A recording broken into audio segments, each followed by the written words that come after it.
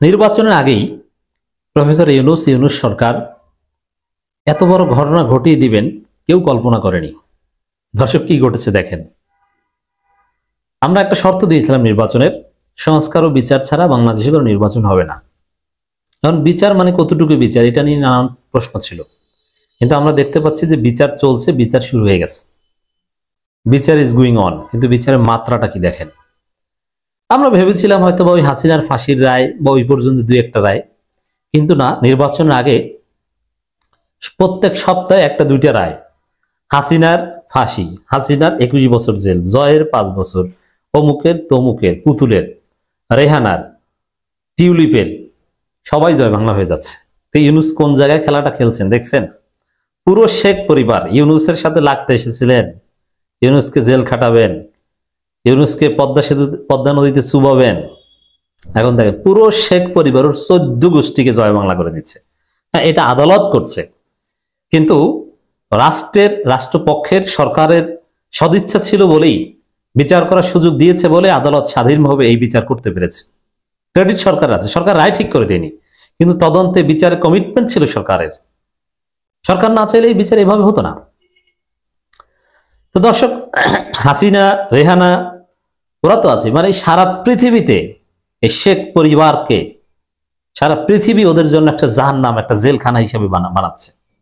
British MP, এখন তার সেই ব্রিটিশ এমপিগিরি থাকে কিনা সেই চিন্তায় তার ঘুমায় না। টিউলিপ সিদ্দিকী সাজা হয়েছে।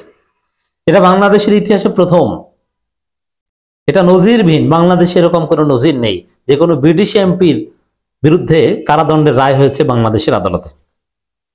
এখন ব্রিটেন আইনের শাসনে বিশ্বাস করে, সেই হিসাবে বাংলাদেশের আদালতের রায়ের প্রতি শ্রদ্ধা রেখে আমরা বিশ্বাস করি এটা প্রসিডিউর এত সোজা না। নির্দিষ্ট প্রসিডিউরের পর টিউলিপ সিদ্দিকীর এমপি পদ বাতিল করবে এবং তার বিরুদ্ধে ব্যবস্থা নেবে তাদের আইন অনুযায়ী। অবশ্য তাকে ফিরিয়ে আনা এটা কঠিন। তারেক রহমান ব্রিটিশ নাগরিকত্ব নিয়েছেন মূলত এ কারণেই যে যাতে ফিরিয়ে এনে হাসিনা তাকে ফাঁসি দিতে না পারে। Hasina was very serious that Tarek রহমানকে ফিরিয়ে এনে 21 আগস্ট গ্রেনেড হামলা মামলায় ফাঁসি দিবে। এটা তারেক রহমান টের পেয়ে ব্রিটিশ নাগরিকত্ব নিয়েছে, যার ফলে এখন দেশে আসতে পারছেন না। দেশে না আসতে পারার পেছনে অনেক কারণ আছে। ব্রিটিশ নাগরিকত্ব ছেড়ে দেশে আসা আহামরি কঠিন কিছু না। জামাতের বেশ কয়েকজন নেতা ব্রিটিশ নাগরিকত্ব ছেড়ে বাংলাদেশে এসে নির্বাচনে প্রার্থী, ইটস ভেরি ইজি। কিন্তু ওই যে সেনাবাহিনীর ভয় আছে, যেহেতু বিপ্লবে সেনাবাহিনী পার্ট, আর তারেক রহমান অলরেডি ভারতের ফাঁদে পড়েছেন, তো ভারতপন্থী কোনো নেতাকে দেশপ্রেমিক সেনাবাহিনী মানতে পারবে না, এরকম একটা ভয় তারেক রহমান আছে। আমি বলছি না যে এটাই সত্য, কিন্তু তারেক রহমান নিজেই ভয় পাচ্ছেন। আবার নির্বাচনে পরাজয়ের ভয় তো আছেই, জামাতের কাছে পরাজয় হবে, ডাকসুর পর ভয় পেয়েছেন। এখন এই নির্বাচনের আগে পুরো শেখ পরিবারের তো কেউ বাকি নেই, সবাই সাজাপ্রাপ্ত ফিউজিটিভ। সবার একটা পরিচয় ইউনূস দিয়ে দিয়েছেন, ফিউজিটিভ। এমনকি হাসিনাকে ফিরিয়ে আনা অসম্ভব নয়, কারণ ইউনূস আরেকটা খেলা খেলে দিয়েছে। দেখেন ইউনূস কি করছেন একের পর এক। সেই পিলখানা ট্র্যাজেডি, বিডিআর বিদ্রোহ, তার রহস্য উদ্ঘাটন করেছেন, যেটা কেউ কল্পনাও করেনি যে এটা পারবে। এটা হয়েছে। অনেক রাঘব বোয়াল জড়িত ছিল, ভারত জড়িত ছিল। আবার বিচার বিভাগ একদম পৃথক করা এক্সিকিউটিভ থেকে, এটাও হচ্ছে। আলাদা সেক্রেটারিয়েট গঠনের আদেশ জারি হয়েছে, প্রজ্ঞাপন জারি হয়েছে এবং হয়ে যাবে শীঘ্রই। আলাদা সেক্রেটারিয়েট আপনারা দেখতে পাবেন। তো দর্শক, এই জায়গায় ইউনূস তো তাক লাগিয়ে দিচ্ছেন, পুরো শেখ পরিবারকে জয় বাংলা করে দিচ্ছেন। মজা না? সবাই ফিউজিটিভ, পালাতক। হাসিনাকে ফিরিয়ে এনে ফাঁসি দিলেও অবাক হব না, কারণ ওই যে বিডিআর বিদ্রোহের যে তদন্ত রিপোর্ট, ওই তদন্ত রিপোর্টে ভারতকে দায়ী করা হয়েছে, ভারত জড়িত। এখন ভারত বাংলাদেশে এরকম একটা ম্যাসাকারে জড়িত, এটা নিয়ে ইউনূস আন্তর্জাতিক অঙ্গনে অনেক খেলা খেলতে পারে, ভারতকে বেকায়দায় ফেলতে পারে। দেখেন, ভারত রগ স্ট্রিট বুঝেন, যারা আন্তর্জাতিক নীতি, মানবাধিকার এগুলো কিচ্ছু মানে না, এদেরকে বলে রগ স্টেট। ভারত তো এখন বাংলাদেশের পার্সপেক্টিভে রগ স্টেট। ইউনূস তো ভারতকে রগ স্টেট হিসেবে প্রমাণিত করতে পারেন। কিভাবে? বাংলাদেশে মানবতা বিরোধী অপরাধে অভিযুক্ত এবং সাজাপ্রাপ্ত, মৃত্যুদণ্ডপ্রাপ্ত আসামিকে ভারত রাষ্ট্রীয় মর্যাদায় আশ্রয় দিয়েছে। এটা ভয়ানক অপরাধ। আবার বাংলাদেশে দেশপ্রেমিক সেনাবাহিনীকে পরিকল্পিতভাবে হত্যা করেছে ভারত। তো এই বিষয়গুলো সামনে এনে ইউনূস যদি রাজনীতি করে তাহলে তাদেরকে 12টা বাজিয়ে দেওয়া যায়, ভারতকে চাপে রেখে। ভারতকে বলতে পারে, যেমন সালাউদ্দিন গুম কেস, আন্তরাষ্ট্রীয় গুম কেস যেটা, ওই গুম কেস দিয়েও কিন্তু ভারতকে কঠিন চাপে রাখা যায়। সরাসরি মোদি বা ভারত রাষ্ট্র জড়িত বিডিআর বিদ্রোহে এবং সালাউদ্দিন গুম কেসে। কারণ আন্তরাষ্ট্রীয় গুম এভাবে রাষ্ট্রীয় বাহিনীর সহায়তা ছাড়া হতে পারে না। বাংলাদেশ বাহিনী তো অলরেডি ধরা পড়েছে গুমে, আর সেখানে ভারত জড়িত।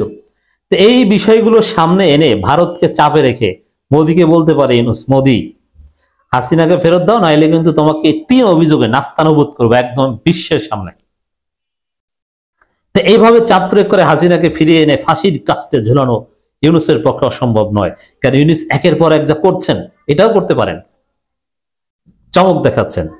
প্লট দুর্নীতি মামলা, হাসিনার 5 বছর, রেহানার 7 ও টিউলিপের 2 বছরের কারাদণ্ড। এর আগে তো সজীব, ওয়াজেদ জয় এবং পুতুলের তো সাজা হয়েছে। মজা না? বিশাল ঘটনা ঘটছে। ক্ষমতার অপব্যবহারের মাধ্যমে রাজধানীর পূর্বাঞ্চল নতুন শহর প্রকল্পে প্লট বরাদ্দে দুর্নীতির অভিযোগে ক্ষমতাচ্যুত প্রধানমন্ত্রী শেখ হাসিনা, তার বোন শেখ রেহানা ও তার মেয়ে টিউলিপ রিজওয়ানা সিদ্দিক সহ 17 জনের বিরুদ্ধে করা মামলার রায় দেওয়া হয়েছে। অভিযোগ প্রমাণিত হয় শেখ হাসিনার 5 বছর, রেহানা 7 বছর ও টিউলিপের 2 বছরের কারাদণ্ডের রায় দিয়েছে আদালত। মানে ওরা পালাতক থেকে, ওরা যুক্তরাজ্যে থেকেও শান্তিতে নাই। সারা পৃথিবী ওদের জন্য জাহান্নাম বানিয়ে দিচ্ছেন প্রফেসর ইউনূস। অসাধারণ। সোমবার 1 ডিসেম্বর বেলা 11টায় ঢাকার বিশেষ জজ আদালত 4-এর বিচারক রবিউল আলম এই রায় দেন। এবং মজার বিষয়, অনেক ক্ষেত্রেই তারা আপিল করতে পারবে না, কারণ পালাতক থেকে আপিল করা যায় না, সারেন্ডার করতে হয়। খালেদা জিয়া, তারেক রহমান এদের বিরুদ্ধে অনেক মামলা দিয়েছিল, কিন্তু আইনি প্রক্রিয়ায় একটা পর্যায়ে তারা বেকসুর খালাস পেয়েছে, কারণ তারা আপিল করেছিল, মামলা চলেছিল, শেষ মুহূর্তে চূড়ান্ত আদালতে এসে খালাস পেয়েছে। কিন্তু হাসিনা বা এই জয় বা টিউলিপ, পুতুল, এরা এমন যে আওয়ামী লীগ ক্ষমতা আসলে এরা অপরাধী থেকে যাবে, এটা ঘোচাতে পারবে না, কারণ আদালত রায় দিয়েছে, তারা কোনো আপিল টাপিল করতে পারেনি। এর আগে মামলার সমন্বয়ের দায়িত্বে থাকা দুদকের পাবলিক প্রসিকিউটর মহিউল আলম বলেন, আমরা সব সাক্ষ্য প্রমাণে আসামিদের বিরুদ্ধে অভিযোগ প্রমাণ করতে সক্ষম হয়েছি। সিদ্ধান্ত আদালতের, আমাদের প্রত্যাশা সর্বোচ্চ শাস্তির। যাই হোক দর্শক, এটা রায় ঘোষণাকে কেন্দ্র করেও যথেষ্ট উত্তেজনা ছিল। এখন ধীরে ধীরে এটা নর্মালাইজড হয়ে যাচ্ছে যে হাসিনা কত বছর কারাদণ্ডের রায় নিয়ে মৃত্যুবরণ করে ঠিক নেই। পুরো পরিবার, আন্ডা বাচ্চা যা আছে, কেউ বাঁচতে পারবে না। তাপস বিডিআর হত্যাকাণ্ডে, বিডিআর বিদ্রোহের সাথে জড়িত, কথিত বিডিআর বিদ্রোহ, এটা সেনা হত্যাকাণ্ড।